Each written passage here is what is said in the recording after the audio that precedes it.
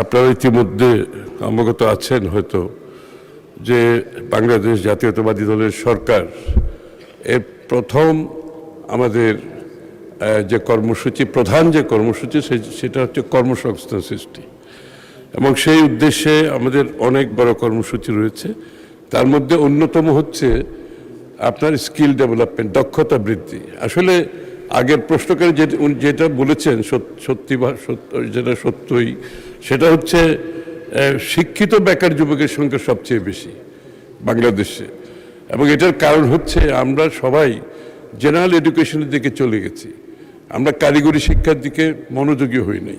এই জন্য বর্তমান সরকারের কর্মসংস্থান সৃষ্টিকল্পে আমরা প্রাথমিকভাবে প্রাধান্য দিচ্ছি স্কিল ডেভেলপমেন্ট, এবং সারা দেশে ভোকেশনাল স্কুল সৃষ্টির মাধ্যমে এবং চাকরিকে মাথায় রেখে সেই ট্রেনিংগুলো দেওয়া হবে। শুধু ট্রেনিং নয়, এই ইনস্টিটিউশনগুলোতে অ্যাক্রেডিটেশন এবং সার্টিফিকেশনের মাধ্যমে যাতে দেশে এবং দেশের বাইরে উপযুক্ত চাকরি পায় তারও ব্যবস্থা করা হচ্ছে, সেটা সমস্ত বাংলাদেশের জন্য। ধন্যবাদ মাননীয় স্পিকার।